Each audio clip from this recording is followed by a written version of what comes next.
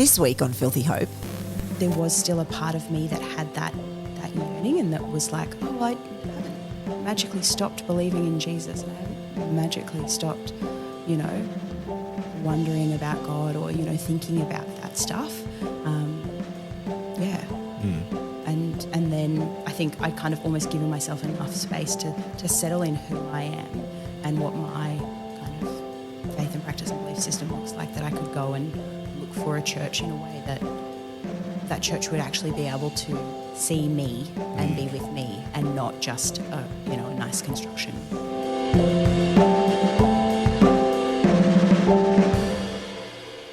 This podcast is a Uniting Heart and Soul production and was recorded on land that was stolen nearly 250 years ago. On this particular episode, we recorded on the land occupied by the Gadigal clan of the Eora Nation. We pay our respect to all Aboriginal and Torres Strait Islander peoples, and we acknowledge that sovereignty over these lands was never ceded. It always was and always will be Aboriginal land. At Filthy Hope, we humbly contribute to the ancient and ongoing traditions of storytelling when we share stories on this podcast.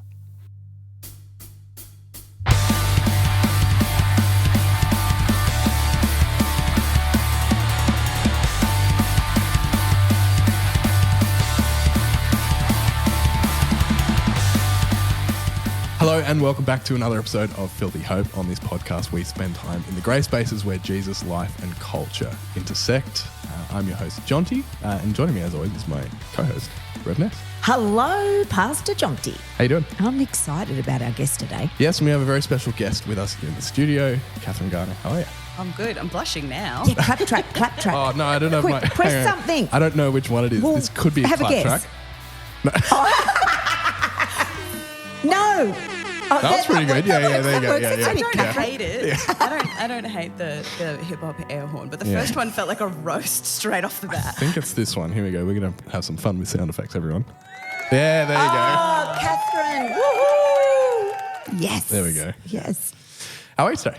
Yeah, I'm good. I'm cruising. I'm off work. I'm gonna hang out, have a chat. My favourite thing to do. Love that. I have often joked that the thing that will go on my tombstone is sink, piss, talk shit. Hell yeah. Because I just like to hang out and have a chat. Hell yeah.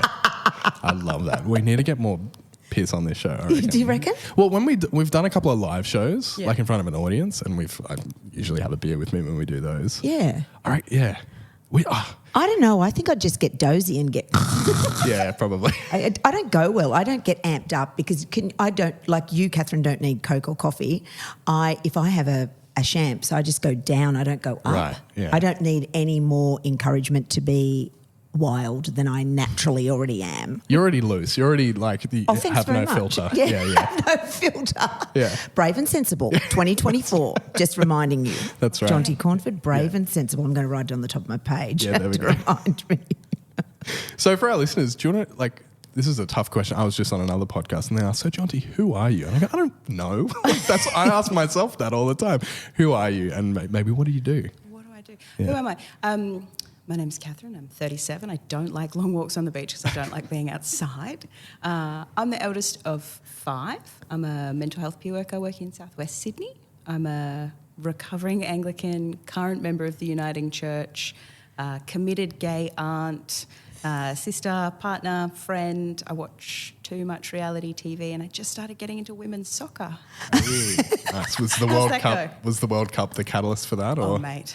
wasn't it amazing? Oh, yeah. Yeah. Oh, yeah. Yeah. And I would get so stressed during games that I would pace back and forth. I have a very small dog, Roger. He's a teacup pommer and he weighs 3 kilos. And I would just grab him and I would pace back and forth.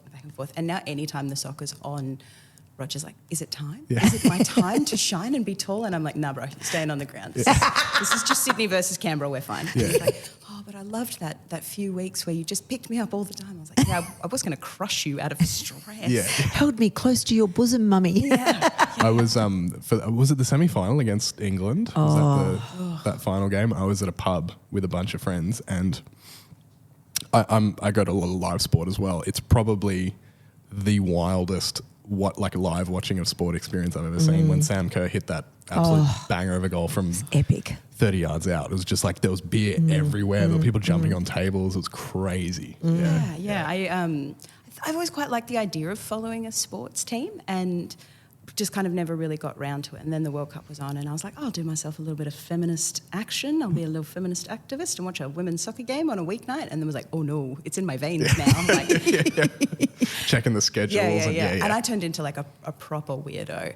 Like the players would come on screen and I would be like, oh, Caitlin Ford, Hayley Rasso, like practicing their names so I knew who they were. And did you buy any jerseys online? I didn't buy any jerseys. I've got a strictly black wardrobe and I can't bring yellow into it. No. It can't be done. Yeah, okay. Mate of mine got a Hayley Razzo, the green Matildas. Hard jersey. to get. It's pretty sick. Yeah. What I really want but couldn't get was the black T-shirt that's Mackenzie Arnold in gold and it just says Minister of Defence. Oh, I love that. Yeah. Yeah, you need one of those. Yeah. Yeah, 100%. That would suit your vibe. Yeah. Yeah, fits the black wardrobe. So maybe to start, why don't we... you said you're a surviving or recovering Anglican. Maybe take us back. What were your roots in church? And how did you find yourself in that denomination, and maybe what led to leaving? So the story, as far as my dad tells it, is that I was 3 and he was like, okay, so time for Sunday school. That's what people with children do. They take their kids to Sunday school. And so we went up to the Anglican church that was near our house, Holy Trinity Mowbray, beautiful little church. My mum still goes there. And I went there and our family was involved in that church all the way through probably until I was in year 12. So that's like 1989 through to 2004. So a good 15 years. And I think we were Anglican because Dad went to Shore and he went to an Anglican church when he was a teenager. My grandparents aren't religious folk. They're actually surprisingly atheist for folk who are in their 80s. Interesting. And they all think it's very silly and weird and they're like, oh, it's that strange thing that Catherine and Stephen do. Interesting.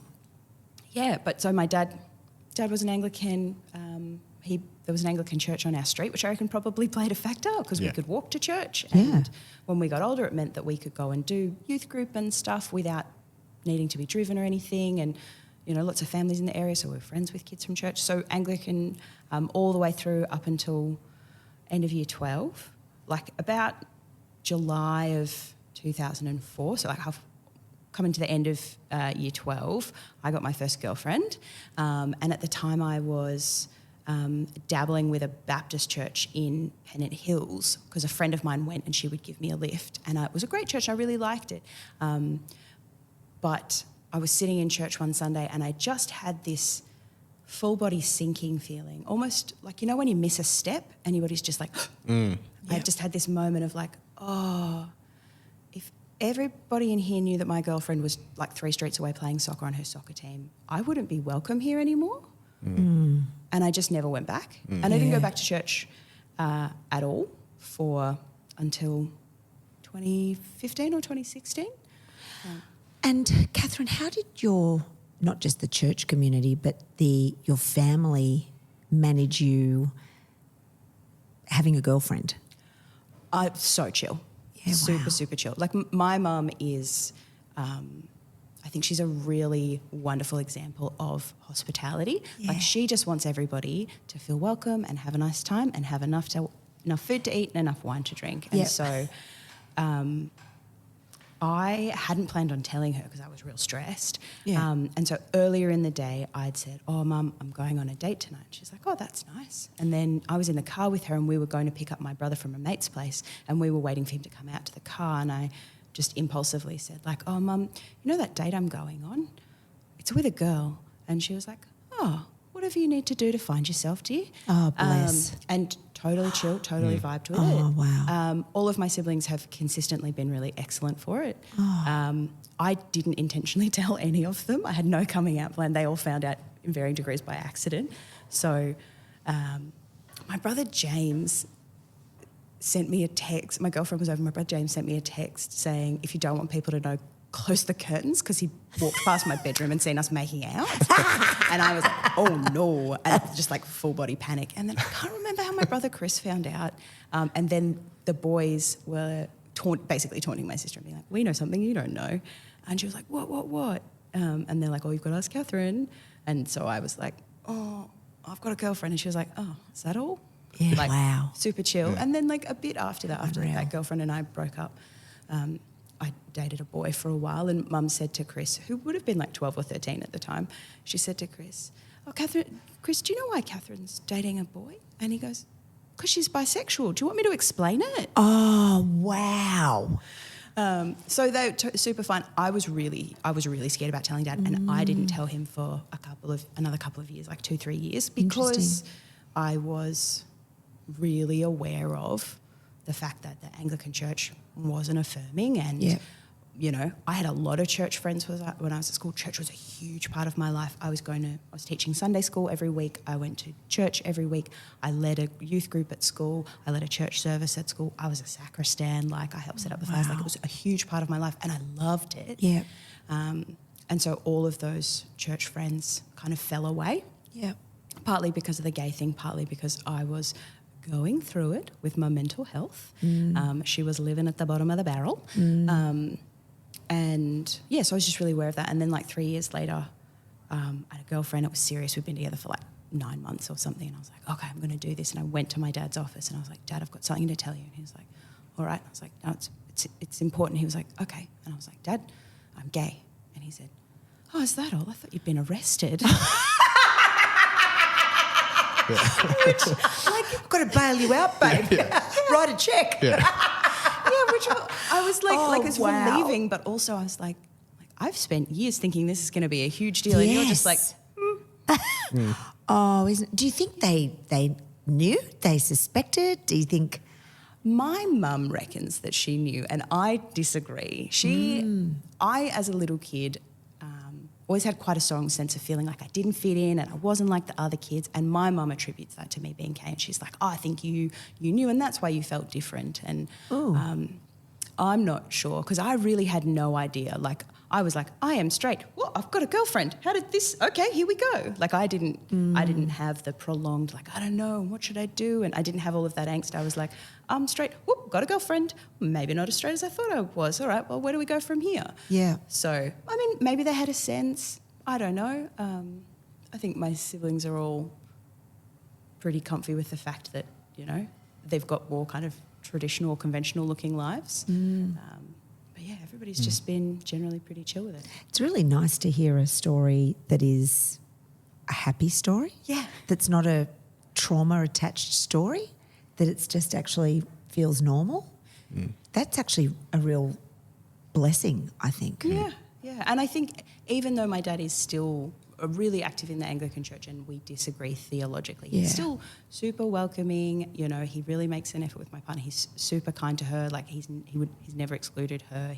You know, we went on a family trip a few years ago, and a couple of weeks before, and he called me and he was like, "How can I make sure Holly has a good time?" And then during the trip, he checked in with me and was like, "I want to make sure Holly has a nice time." And he checked in with her and was like, "Are you having a good..." Like, that inclusion stuff is really... for him in the specific, it's great. It's in the abstract or the theological where we diverge. Can I ask about that? Because I'm really curious. For you, growing up in becoming an adult and going through the pains of adolescence, so to speak, did your theology, however that looked at different stages growing up, was that always a natural fit with your sexuality, or was that something you had to kind of figure out, so to speak? Very embarrassingly, I was a love the sin, hate the sin gal for a while, which is real awkward to admit as a now, like, you know, very queer amateur theologian. But I think because it was it was what I had been told, and it was part of a whole bunch of stuff that I had been told that I now look back and I'm like, "Oh, no, thank you." You know, it was part of this suite of teachings associated with sex and sexuality that I just accepted. And then I got a bit older, and I think it was when it related to myself, and people were like, "It's a choice," and I was like, "It's just not. Like, there is no part of me that is choosing that. Like, it is just what who is. I am. It is. You know, it's no more a choice than being tall or having brown hair. Like, it's just how it goes." Yeah.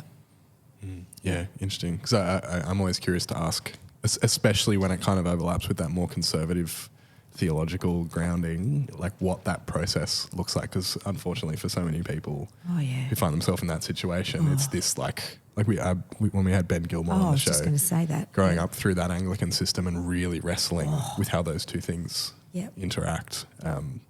It's really fascinating how that can play out for different people. Yeah. So you said you left the church. What, largely to do with the suddenly finding yourself with a girlfriend? What was the... I think it was the suddenly finding myself with a girlfriend. I think not being sure where my place was.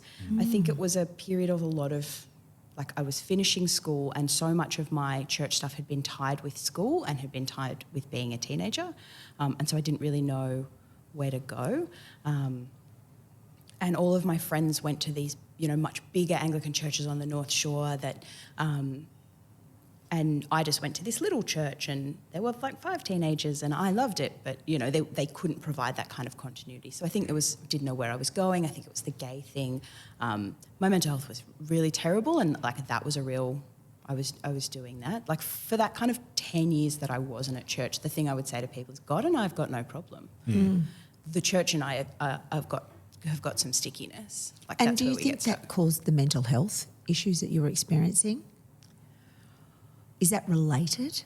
I think it was probably an amplifier. I don't think it was like a root cause, but I think it made everything worse because it was layers and layers of tension and anxiety. Yeah. And it just made everything worse. And this thing that I had used to do that I loved and was a source of joy and connection and identity. As in the church? Yeah, as in church. Like that all disappeared. And I remember just after I came out, I had one friend and I was like, I actually think she'll be cool with this. And so I told her and she was like, oh, okay, thanks for telling me. Kind of sat with it. And then like 2 weeks later, during one of the like school holidays of year 12, just before you do the HSC, she called me at like 11:30 at night from a study camp crying and she called me and she was like, I'm just so sad that I'm going to go to heaven and you're not going to be there. And that, and I was like, I don't even know what I think about any of this stuff. Also, this is really, like, you're sobbing, it's 11:30 at night, like, I'm trying to write a major work about Maoist China, like... Distracted me, I don't have space in my little brain for this, like, I can't process all of this stuff. And I think it was this, where I was just like, nah, I don't have room to process this and my sexuality and working out what I'm going to do with my life and HSC. HSC and mental health and all of this stuff. And so I just put it down for a while, which I actually think was probably really great. I think so too. I think you would have hit walls of hurt, probably. So you probably saved yourself. Yeah, no, it's so sad that I almost immediately recognise that story. A really close friend of mine no longer would call himself a Christian. We didn't go to the same church, but he, around sort of that similar, like leaving high school time, was having this experience of like, I don't know if I believe in the whole God thing anymore, and told his group of like 3 close church friends, basically, you're my best friends, here's what I'm going through, blah, blah, blah. And, 2 of the 3 of them said, sorry, but that kind of, our friendship was based on our Belief system. Our belief system, so we can't be best mates anymore. And he was just like, okay, sure, I'm telling you this because we're mates and I want support from my friends, and they just dropped him. Yeah. And it's like, I know so many stories like that, and it's so sad. Yeah. Yeah, and I've met so many so many queer people who were like, oh yeah, I was super religious in high school, and then the queerness comes into play and it just dissolves, and it's so painful that the possibility of revisiting a church, I think, is just, they can't take that risk because it was such a big love that you don't want to risk the big heartbreak again. But it is also the thing that makes me so passionate about inclusion, because I see queer Christians who have been through terrible, terrible things, and they still come back to church and they're still there loving Jesus. And I'm like, holy smokes. It's impressive. Yeah, that's a level of faith that I don't know that I have. And I think it's unbelievable. Like I've met folk who've been through conversion therapy. I've met folk who've been through all kinds of horrible stuff. And they come back and they're like, I just really love Jesus. And I'm like, I don't think I was born with that faith. I don't know if I can achieve that level of faith. That doesn't fit in my body. It's so incredible. And Well, I just want to challenge you on that. We've just listened to 5 minutes you talking about, the shit went down at the Anglican church and then you left, but under self-preservation. And sister, you are an active member of the Uniting Church, heavily involved in the Uniting Church, in your current church, serving and a vital part of the ministry thing. I think there's a little, I'm calling BS on that previous statement, just saying. I think you're a faith-filled woman. I am a woman, hear me roar. That's Catherine, baby. It is, yeah. That's a clip, just by the way. Yeah, and the faith is with the sword. There's your clip.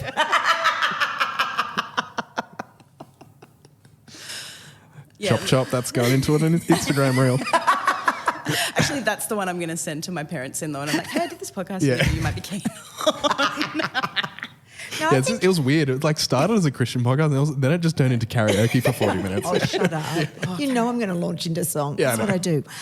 Yeah, I think you are deeply faithful, powerhouse Christian chick. That's my perception of you, Catherine. Yeah, look, it makes me so uncomfortable to say this, but I think you're probably right. Oh, praise Jesus. I didn't say you were right. I said you're probably right. Probably. Don't get too full of myself. Doesn't get too. Yeah, I think I tend to have a conception of this is what faithful looks like, Right. and feeling like my version of faith doesn't quite fit that. I think the other thing is that any opportunity to make a self-deprecating joke. It's out of my mouth before I've realised what's happened. Yeah, it's a thing, isn't it? Yeah. It's a skill in that. I know that one well. Yeah. I wonder, it's interesting you said before though, and this probably plays into this a lot, is the difference between church and faith. And I wonder for you, in that time away from the church, how that dynamic might have shifted for you in kind of understanding the difference between who Jesus is and what the institutional church is, and maybe those two things need each other, but also are quite distinct in different ways. I don't know, does it resonate? Yeah. I think that community and being in church is so important. And, I know there are lots of people for whom their journey is, I believe in God, I love Jesus, I read the Bible, but church in a community, that's not for me. I think it's so central. I think community is central to the human experience, and I think church is central to the Christian experience. And so I think I think maybe there is something in that of at the end of that time, there was still a part of me that had that yearning, and that was I haven't magically stopped believing in Jesus, and I haven't magically stopped, wondering about God or, thinking about that stuff. And then I think I'd kind of almost given myself enough space to settle in who I am and what my kind of faith and practice and belief system looks like, that I could go and look for a church in a way that church would actually be able to see me and be with me, and not just a nice construction. Does it feel like that now? Yeah. I've really had some beautiful faith communities. When I lived in Brisbane, I attended the Metropolitan Community Church there, which was so beautiful, and just this really lovely community of people who came together and who set aside, it doesn't matter if there were people who had been raised Orthodox, there were folk who had been raised Mormon, there were, Penties. Seventh-day Adventist, and they would incorporate parts of all of those things in the worship, which was really cool. But it was just this little group of people who were we love Jesus, we don't think being queer, should keep us out of the church, so we're going to do our own thing. That was really beautiful. And, now the church that I'm at, I don't know if I've ever been held in community like this as an adult, and it's really wonderful, to have folk who are in their 80s who, care about me and my life and want to have coffee with me, and then to have, 4 and 6 year olds who are let's talk about dinosaurs. Yeah. I'm absolutely. You come sit next to me and draw me a dinosaur. Please don't touch anything on the sound desk. I'll cry. I get to have, I get to have kind of friends across the age span. Yeah, it's wonderful. Yeah. And you feel loved and accepted for exactly who God made you to be. Yeah, amen to that. And that's Uniting Church, just doing a plug out there. And Inner West of Sydney, Uniting Church. Yeah. Bring that on, I say. Yeah, kudos to the Uniting Church. Can I ask you about neurodiversity and your job and your calling to the role of what you do and how your faith informs that? Because it is just, I could sit for hours and listen to you talk about your stories of work because it's compelling. Yeah, so maybe I might start by explaining a little bit about kind of what I do, and then I'll do the pivot into how I think it fits into the faith thing. So the spiel that I used to give kids when I worked at the kids' hospital was I'm a peer worker. That's just a fancy term that means I'm a lived experience worker, and that means I'm someone who lives with mental illness, and I'm here to hang out with you and talk about what it's like to live with mental illness. And essentially the premise of peer work is that there is power and healing in hope, and it is saying recovery looks different for everybody, but recovery is possible for every single person, and I believe that in my bones, recovery is possible for every single person. And my job as a peer worker is just to walk beside you. So peer workers we do with, not for, and it's very about the person's goals and dreams, and there's not what the psychiatrist or the social worker or whoever says. It's just like, I think a kind of example of how that would work in practice is, a person might say, I can't go to the doctor because I get too anxious making the phone call. Other folk might say, I'll make the phone call for you. As a peer worker, I say, yeah, phone calls are awful. Why does anybody have to make them? This is a disaster. Here's what I do when I have to make a phone call. Can we do it together? And I've, at times in my career spent 45 minutes in the Westfield in Campbelltown with a young person while she comprised a text to her Centrelink social worker because she really needed to talk to her, but she didn't know what to do. And I'm not going to, she was like, can't you do it for me? I was like, no. See one, do one, teach one, like learn and grow. I'm not going to be around all the time. You can do this. I believe that you can do this. Yeah, wow. And she did it, and it was great. And so that's the kind of the premise of peer work, the way that I think that it fits into faith, or the way that I make sense of it kind of theologically is it's discipleship, right? Yeah. It's not I'm going to solve all your problems. It's not white savior missionary. It's I'm going to come and I'm just going to be with you while we walk this part of the journey together. Yeah. And maybe I get to walk with you when you are kicking goals and you're having the best time, or maybe I'm walking with you when you're, dealing with your first episode of psychosis and you're really scared and you don't know what's going to happen and you're freaking out. So just hang out. It's an epic gig.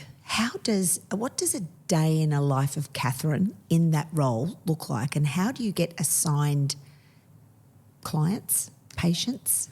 So the great thing about peer work is that it is super, super varied. So when I was working at the kids' hospital, essentially I would start my day by going to MDT, or handover, which is essentially the nurses are like, here's how all of the kids have done since you all left work at 5 o'clock. And then we'll kind of get a plan of what's happening for the day. Josie's got a family meeting or Betsy's got a school meeting or whatever. And then I would spend time with the kids. I might run a group and we would spend time talking about whatever. Sometimes it would just be let's play a game because there's joy in connection and remembering that you can have friends and you can have fun is really important. But other times it would be, silly games that I made up like, they would have to race to match the mental health myth with the true fact, and the person who did it the fastest would get a sticker or jelly beans or whatever, or, those kinds of run groups, spend time with kids one-on-one, and then also my role was a supported transition of care. So essentially some kids who were identified as being like, this is language I don't enjoy, but like at risk of readmission, I would hang out with them in the community for kind of 6 to 8 weeks after they were discharged, just to be like, because you go from hospital, which is this super controlled environment, it's super safe, the doctors and nurses, everybody knows what to say, and then you leave hospital and you go home and you're 14, you're like, well, I'm still pretty depressed, but now I have maths homework and my sister's a bitch, and so and just... no one understands. Yeah, and it's this kind of culture shock, and, I can be like, yeah, leaving hospital's weird, hey? And, I know maybe you're scared of going home, but you'll get to sleep on a proper mattress that isn't covered in vinyl. And like, you know, just little stuff of like you'll get to have a shower from a shower that has a full shower head where the water gets properly hot. Yes. Yeah. Hospitals don't have bath mats. Yes. And like all of this stuff of being like, there is stuff to look forward to. Oh, little wow. thing. Yeah. So that was kind of, you know, so I would often mostly spend my morning on the ward and hang out with young people doing stuff. And then in the afternoons I'd see kids in the community. And, you know, sometimes I had one young person and I saw her for like 4 months because she really struggled leaving hospital. And once a week, I would meet her at her school. We would take a hospital car. We would drive to the KFC in Maroubra. I would buy her a popcorn chicken go box, and then we would sit in a car at a park in Maroubra and talk about whatever was on her mind that week. And sometimes it was, what do I wear to the formal? All my friends have $300 dresses. I think that's dumb. And sometimes it would be like, my dad is making me so angry and I don't know what to do with that. And you just hang out and be. So it's not therapy in that there's like trying to fix it. Yeah, but it's a therapeutic conversation. It's you know, it's almost an occupation built on the, you know, that feeling after you've had a really good D&M with a mate and you're like, whew. You're a compassionate witness. You've got some space. Yeah, empathetic witnessing. Yeah. That's it. You just be there. It's a little bit like what I do in the pastoral care space. I'm not there to fix the situation, but I'm there to receive. It can land here and that I can ask questions around it and then just love them into being. And there's something about like once you say it out loud, whatever it is, and put it into words, it isn't as big and scary. Yeah. I think just, which is why those D&Ms often are like when you finish them, you're like, oh, I feel so good. And like, whatever. Because it's whatever it was, if it was, you know, I don't have a formal dress and everyone's got these $300 formal dresses, or that, you know, my dad's really giving me the shits, I don't know how to deal with it. Once you actually talk to someone about it, I find certainly not only does it become not as big and scary in your head, but also because you've processed it and put it into verbal words, your brain automatically starts processing it slightly differently. And just by talking about it with someone, you can start to peel away some of the layers and maybe get a little bit closer to, you know, we talk about not trying to fix anything. Just by talking about it, often things start to lift a little bit, And I think it breaks down this sense of like, you know, I'm the only person with mental illness, or I'm the only person with mental health challenges, and, you know, secrets breed shame. Yes. And, you know, like this stuff doesn't have to be a secret, and you can be discreet and private if you want, but there's a difference between privacy and secrecy, and, you know. I just wish I had a Catherine in my life. I feel like I've just come off 3 days of anxious, and to have had a phone call with you, because I tend to, when I go into an anxious episode, and it's always triggered by a PTSD event. So, for example, just to give it some context, I was I'd had a couple of stressful days. My husband had a procedure at hospital, and I had to revisit the hospital where I'd had some major heart stuff happen. So I had to be up there. I didn't feel any anxiety on that day doing any of that, and yet Rob comes home, he's safe and he's well, and then all of a sudden I start to unravel a little bit, and I'm just so relieved that he's all right, and then I start to process the day and, oh shit, I was at that place, and oh my gosh, what if I died up there? And my brain can tend to do catastrophe. Amy G goes batshit, and then I'm all over the shop, right? So then I've got to go into the weekend and go to church, and I get to church and my alarm doesn't go off for the first time ever on a church day. Plenty of times as an aerobic instructor, but never as minister. My alarm did not go off, and I wake up of having had this incredible sleep, but with 26 minutes to leave the house to get to work, right? I am all amygdala fires. Making me anxious, just I'm like anxious. My soul just dropped out my Did it? butthole. Yeah, that's the one, baby. Smoke. So that was happening. Nightmare. It was not great. And I'm up and Rob's racing around the house. Rob's making me eggs. I'm doing blow dry hair. I'm getting it all on. And I inhale eggs, inhale a bit of toast and scull a coffee, get in the car.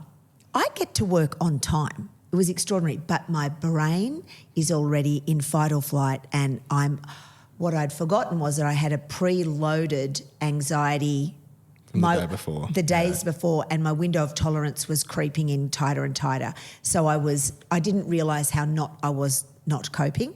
I really needed a Catherine. I then sit down, I get to church and I act all calm and I tell everybody how funny it was that I slept through my alarm and isn't that funny? Deep inside I'm shitting myself, and because I get up I have this Sunday morning get up routine that's very structured. I pray, I go over all my notes and my words and I change words, and I had none of that prep.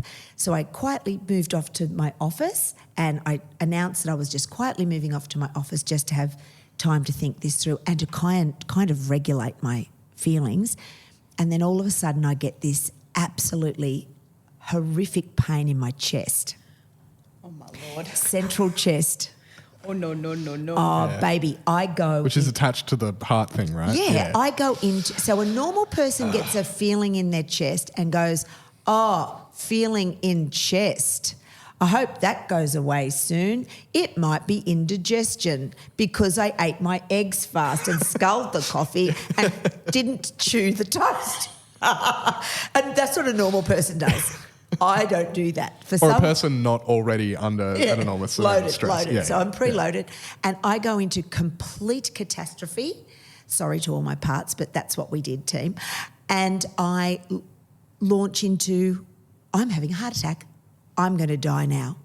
Shit, this is what I do. It's 9:15. I have to preach a sermon. I don't have time to die. I kid you, this is how mental I am. Catherine, I go, I can't die. There's no room on the schedule. No, I've got to at least get through to 11:05 before I die. Yeah. I wonder if I can pull that shit off. Yeah. I will. So I'll just take some deep breaths. I'm convinced in my brain this is a really serious, catastrophic moment. And then I go, oh, maybe it's not a catastrophic moment. Maybe this is anxiety.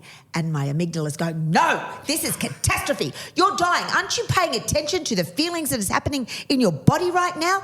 Oh, and then is it my limbic system or the other part of my brain's going, oh, no, Ness, it's all going to be okay. It'll pass. Why don't you take a Gaviscon? Because after all, you did scull your coffee and eat the 2 eggs and didn't chew the toast. And in Amy G's defence, that has happened, right? Like, so anxiety is an irrational or outsized fear, and in some respects, that's not. You really had a huge heart attack, and Yes. So the part of your brain that's like, this is a threat, you're like, you were right before. Yeah. I know. Like my irrational fear of tsunamis. I've never experienced a tsunami. I'm really clear that it's irrational. My irrational fear that somebody is going to die unexpectedly, that's actually happened. So it's in this weird grey space. But I just needed a Catherine. Yeah. I needed a renter Catherine, because if I'd had you, Catherine, in my congregation, just saying, in that moment, you could have taken me off the ledge. And you would have said rational things. I mean, I probably would have said, that sounds like a really hard way to feel. That sounds really scary. Yeah. And once you talk about it, it kind of... I know. I certainly feel like I've had similar things where it's like before a church service, and for me I was about to lead worship with 80 people. I'm like, oh, I'm going to die right now. And just being able to like talk about it with someone, it doesn't like fix it immediately, but it makes it less scary. Yeah. It was full on. Yeah. Well, I mean, there's that expression, a problem shared is a problem halved. Like, it's a trope for a reason, because it's true. Yeah. Yes. Because humans are meant to be in connection. Yeah. So a bunch of researchers at the University of Edinburgh did a meta-analysis of a bunch of studies about what helps people in their recovery on their mental health journey. And what they found were 5 key themes that they reduced into this acronym called CHIME. And so the 5 things that are most helpful over everything else are connection, hope, identity, meaning, and empowerment. Do you have connections with other people? Do you have things that make you feel hopeful? Do you have a sense of identity? Do you have something that makes your life feel meaningful? And do you feel in control of your life? And, that's classic, because the hope piece, if I use CHIME and I place CHIME over what happened for me, it was interesting because I struggled until about 10 to 10, and then my husband, I didn't know he was coming. I could hear the Harley. I had hope because Rob had just walked in the door, and I had this sense that it was okay, because if I died, he would be there and he could drive my car home. That's how it went. He could drive my car home. I think in another episode of the podcast, we're going to dig into a few things, starting with your work ethic, which is I can't die until I've finished doing my job. Ma'am, I know, I'm going to need you sister. to put that down. Yeah. Sister, you are so right. Because the thing is, it seems like I've got the two jobs in the world, gym instructor and minister, that you're not allowed to die. Everybody else would be okay.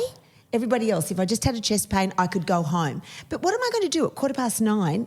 If I'd been in a desk job, I would have gone, I've got a chest pain, I'm going to cancel all my appointments today, I'm going to go home. But I'm the minister. What am I going to say? I've got a chest pain, I'm going to go home, sorry about the service today. You're all on your way here. I know what you would have done. What? You would have just lined up a little Joyce Meyer clip or something instead of the sermon. Bang, see you later. Then you would have got home and realized, I'm fine. and it would have been, and it would have all resolved. I assume fine. there's Like somebody in that congregation that you trust who can read, and you could have been like, hey, I'm really not feeling great. Could you read my sermon for me? Yeah. I've got to go home There and quietly are- have a heart attack. And you know what? Felicity actually said that to me. I would have read your sermon, you could have gone and had the heart attack. That's exactly, Catherine, what she said. It never occurred to me. Isn't Yeah. that's a bit like a God complex, really? Well, That I think I'm the only person that can do this thing. It's so dumb. I had the exact same thing when I was in youth ministry and I was preaching at the evening service and I was really unwell, like just I think I had a cold or something. And like the evening of, I said to the minister at the time, I was like, what am I going to do? Like, I have to be there. I can't, like, no one else can preach this sermon. And he just looked at me, he was like, are you serious? Like, you think that highly of yourself that no one else can preach this sermon? And I was like, touche, lesson learned. Like, that's actually a really important lesson in Yes. like what we do isn't some like mystic art. No, Like, you can hand things off. Oh, no, isn't it tragic? It's so Yeah. tragic. You know that what's more tragic is that I go through all those feelings. The pain goes because it was obviously an esophagus contraction because of the eggs and the toast. You and the smashed your breakfast in T-minus 2 in seconds. 19 seconds. Yeah. That's right. And the pain actually dissipated, but I'm left with all the post-trauma crapperama. And I struggle, what I feel is limp through the entire service. I don't remember the service. I wasn't present for the service because I was busy just combating massive anxiety. I then I have to leave early that day. I just have to wrap up pretty quickly and come and do the podcast for AJ Oh, yeah. on Sunday afternoon. So I had to make my journey home. AJ who? Find out later. That's right. And then I get home and I've got enough time to breathe, have a cry, and then text the church council. And I say things like this, because I'm feeling terrible. Dear guys, I'm really sorry I was off my game today. I was anxious. I tell them the egg story and the pain story, and I'm really sorry if I was short with you in conversations or I wasn't present to our conversations, and I'm really very apologetic for how I was this morning. All those bastards came back and said, we had no idea. And that really upsets me because that means I'm a bullshit artist. I have bullshitted. I have not been authentic, and that really upsets me because I do authenticity, but I clearly I must have an authentic, anxious part of me that can do that because they said they had no clue. How could you not see that? But again, you've made that about yourself rather than about being like, oh, my congregants don't listen. Or my congregants weren't paying attention. They didn't notice that I was attention. Yeah. dying. Oh. You made it about you. You made it about you being a bullshit artist and not about like... Oh, thank you very much for coming today, Catherine. It's been lovely having you here today. But like on the one hand, yeah, like maybe that is actually more of a reflection on those people just weren't paying that close of attention, so didn't notice. But also, it could also be to do with, I think we all have that innate ability to just like you say. Yeah, feel the pain and do it anyway. And I think I do a put the little walls that. up, yeah. Particularly people who've got a history of trauma tend to be great in a crisis. Yeah. Because they're like, oh, we're in the part where everything feels urgent and I don't feel safe and I know how to keep it together. Yeah. There we and go. that part kicked in. And, I also think... Comes at a cost though, doesn't it? It's like, I don't think it's super sustainable long term. I don't think you should live in that crisis space, but I think it's okay to recognise that's a skill set you have. I also think it's okay, no matter your job, to be like, sometimes I'm just a bit in cruise mode.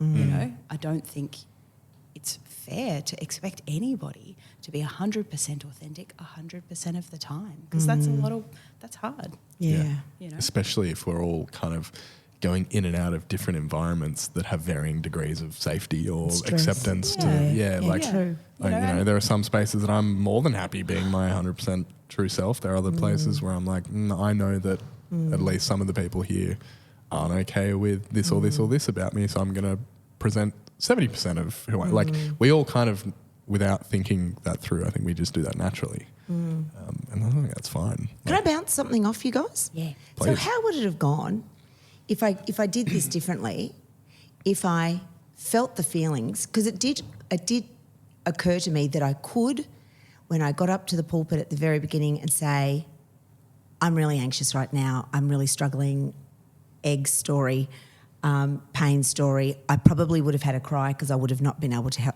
hold it together, because I feel like having a cry now just sharing it with you. And then started the service from that point of probably not having to be pretendy.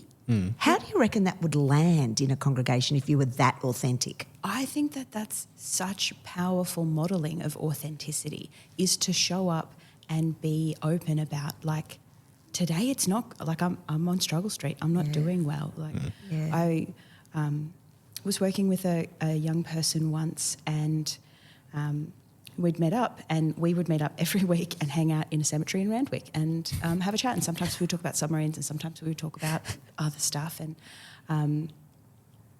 an important part of peer work is trying to have a mutual relationship and not have a big power dynamic. And I was trying to challenge myself with that. And he said, "Oh, how you doing?" I was like, "Oh, yeah, I'm good. How are you?" And he was like, "No, how are you?" And I was like, "No, this is it, Catherine. Step into it." And I said, "Actually, I'm not having a great day. I feel really shit at my job. I had a weird meeting with my boss. I'm really anxious."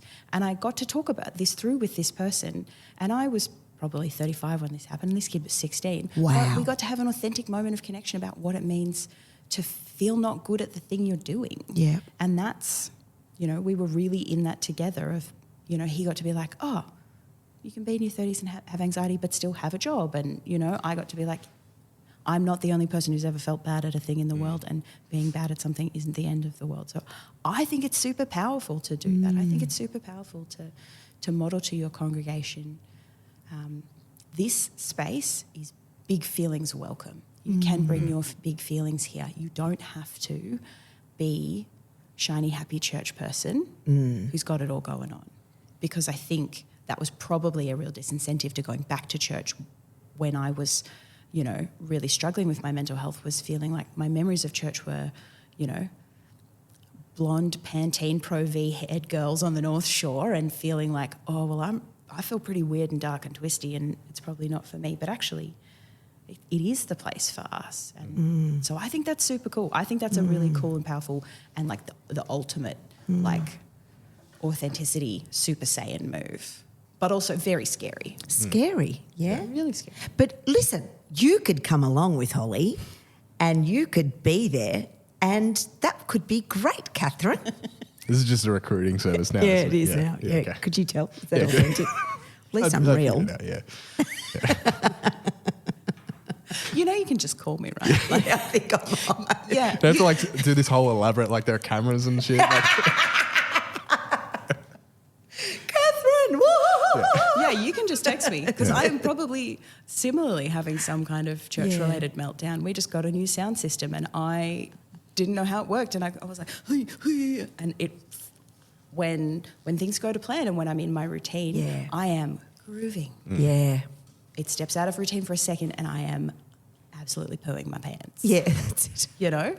So you were out of routine, and then this stressful thing. Oh, you yeah. know, so Oh, that's it, isn't it? Yeah. Yeah, I'm sure I'm on the spectrum, Catherine.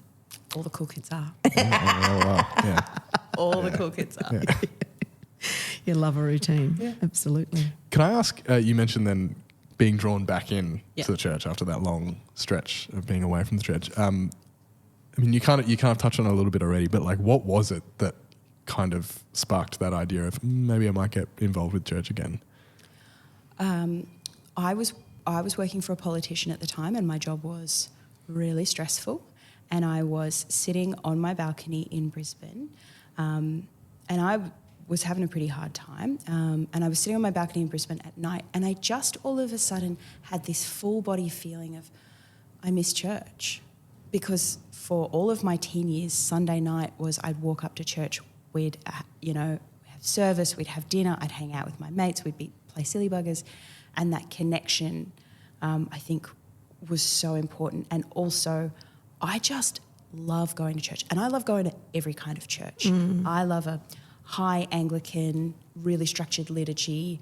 I love, 5 people sitting in a circle in a scout hall. Like, I love every kind of... I would go to church every day if I could, and I've now kind of got it where I go to a Zoom service on Tuesdays, I go to a service at the hospital chapel on Thursdays, and I go to church on Sundays, because my mental health is much better when I go to church regularly. How beautiful. And so I, just had this really strong feeling of I miss church. And I was like, all right, I'll give it a go. And so I did a bit of what I called church speed dating. Yeah. And visited a few churches. And I kind of thought I had one that I liked the music and the worship style, and I liked what I'd seen of the teaching. I went like 3 or 4 times.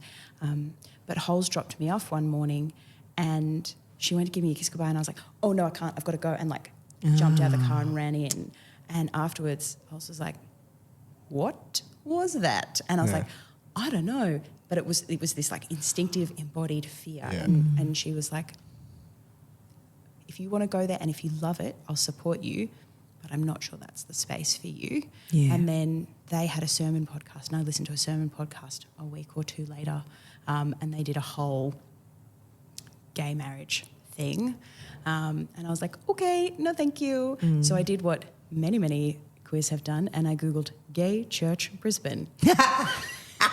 And I ended up at MCC Brisbane, which at the time was meeting in a weird little conference room in the bottom of South Brisbane. The building had been flooded. There were tide marks on the wall. Love it. The pastor and his husband at the time, they still are competitive dash hound showers. Wow. So I rocked up to this church that had no schmick and no pizzazz. And little dogs. And little dogs. And there was 6 people there, and it was a weird electric organ. And I got there just as the service started, timed it right, got there just as the service started, sat down and was like, oh no, I will not be coming here again. And then Pastor Lee started preaching, and he started preaching on the prodigal son. And I was like, you asshole. All right. I see, and so the sermon was on the prodigal son. I was like, okay, yep. And then there was me and one other person in the room who was under 30, my beautiful friend Hannah, who I love very much. And Hannah bounded up to me after the service, and I was trying to make a quick getaway. I was not sticking around for a cuppa. Yeah. And Hannah bounded up to me and was like, you're young. And I was like, yep.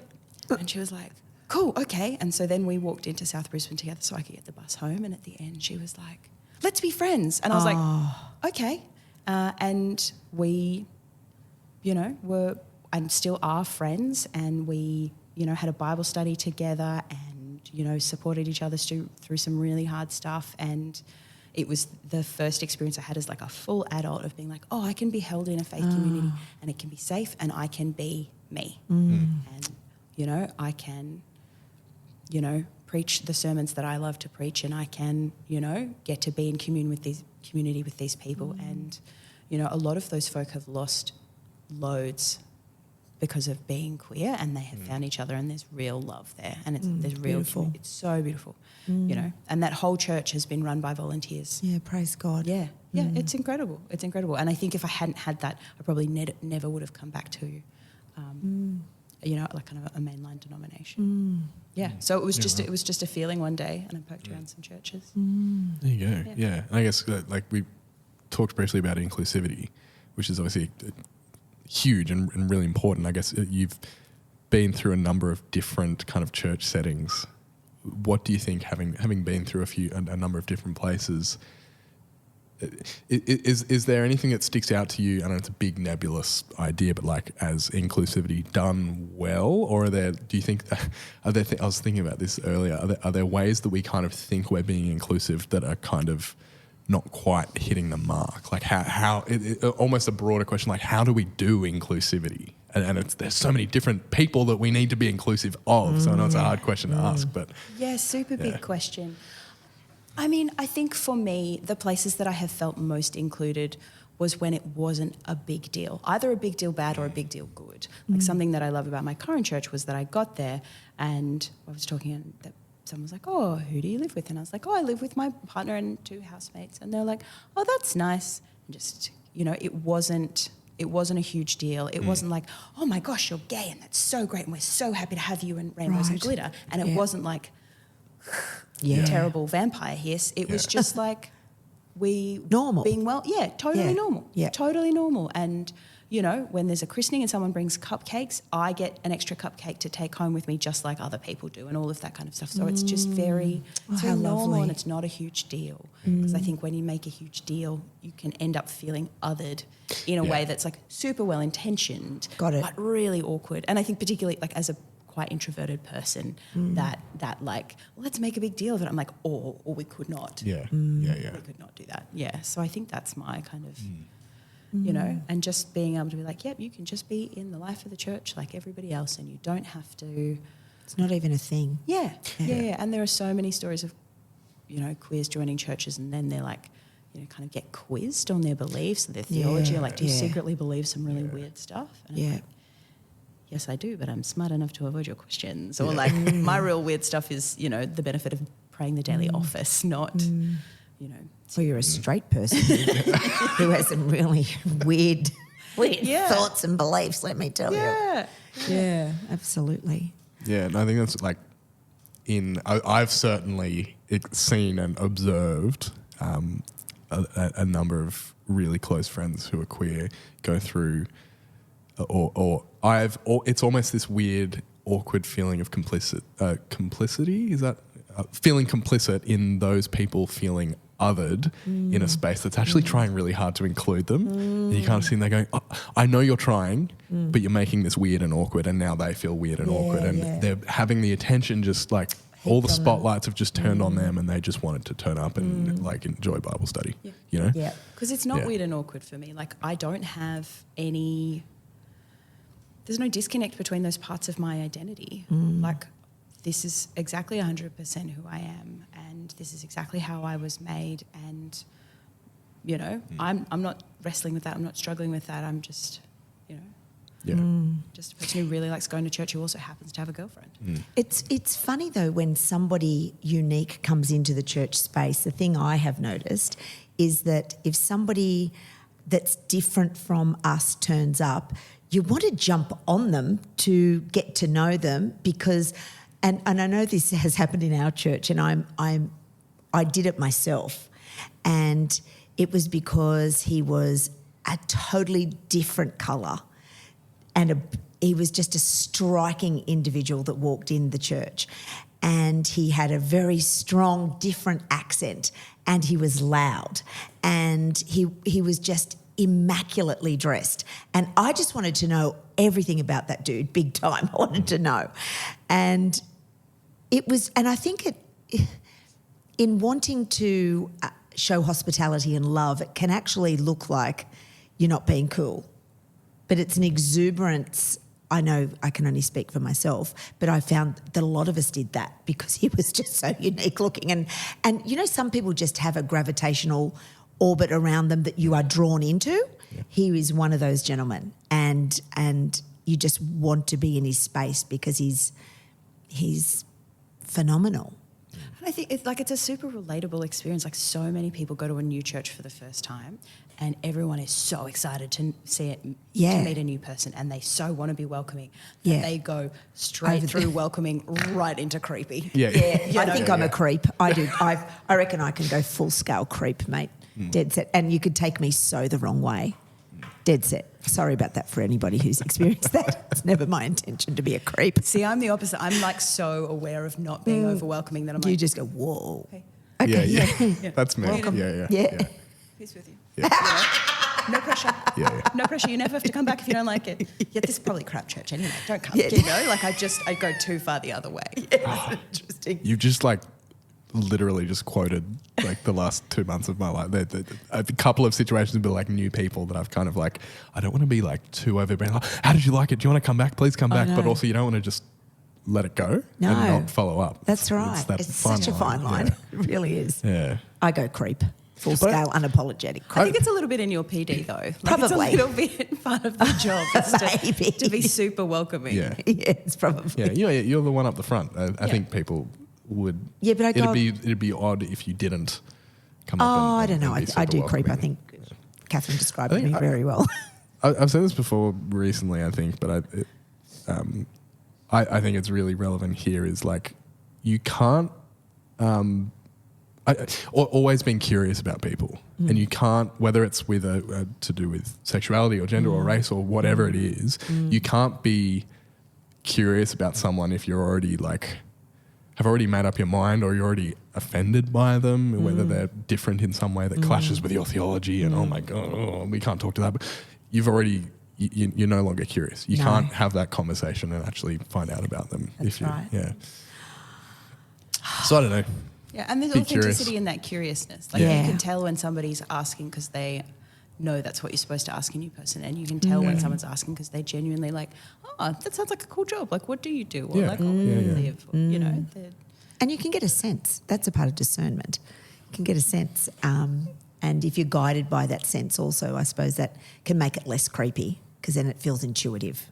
And that's a different thing, isn't it? Yeah. So I take back what I said. I don't think I am a creep. No, I don't think you are. I don't think I'm a creep. Jonty and I didn't think so. Yeah. You're right. Just saying, just back up, okay? Yeah. I think Clearly I'm actually, on the record, I it's think in I'm, the hand side. Yeah, I think I'm all right. Yeah. Yeah. So what's coming up for you in the next little while? Are there any? We have started to ask each other on the podcast, what's God doing in your life at the moment? Are there any big things coming up in your world that you're excited for or looking forward to? That's such a good question that I don't know I have a great answer to. I think my sense is that this is the year that I lean into learning about the Spirit and lean into discernment and try and move out of a space of intellectualizing my faith and into a more embodied place. Because I think growing up Sydney Anglican at the time I did, which was, you know, as Hillsong really started to rocket, I feel like we got taught almost to be afraid of the Spirit. And I think it's also probably not kind of my native language anyway. And so I think I've just had a bunch of things recently where I've been like, oh, I should really learn how to do this discernment thing everyone in the Uniting Church is into, because I think there's something in there and I think it would be good for me to learn. So I think that's that. For a real dweebo answer, I'm excited to learn more about church governance. Oh, yeah, no. Hell yeah. Cut that bit out. Nah, leave it in. That was the best thing you said the whole show. No. I think the church is really focused on finding people for ordination and you know, ministry leadership. And I think that's great, but we need to be as focused on that stuff for governance, because if there's no good governance, then the power gets all out of whack. And that's a whole separate episode where we talk about the Uniting Church's weird relationship with small p politics. Yeah. Go girl. There we go. We'll have you back. 100%. But I knew I'd found a new bestie in you. Holy Spirit princess over there. And hey, you're in the middle of your BTH, 3/4 of the way through. 2/3 of the way through. Yeah, going there. Smashing that That's out. What awesome. subjects do you have this semester, do you know? I'm not doing any subjects this semester. I'll probably do a subject next semester. So again, a real dweebo answer, my kind of self-directed learning project is I think I want to kind of get my head more into and around disability theology. Ooh, how fantastic. Awesome. It might just be me coming up with an elaborate reason to buy more books. But yeah, I think that's kind of my How wonderful. think about the Spirit and think about, you know, disability theology and yeah. Amazing. That sounds awesome. Yeah, I'd read that paper. 100%. 100, yeah. Yeah. What are you grateful for, Catherine? Again, such a good question. I probably could have been prepared for because I do listen to the podcast. I think I'm not great at being grateful because I tend to be a real negative Nancy, but because I'm always thinking like, oh, I didn't do this or things aren't right. But I think I'm super grateful for my connections, you know.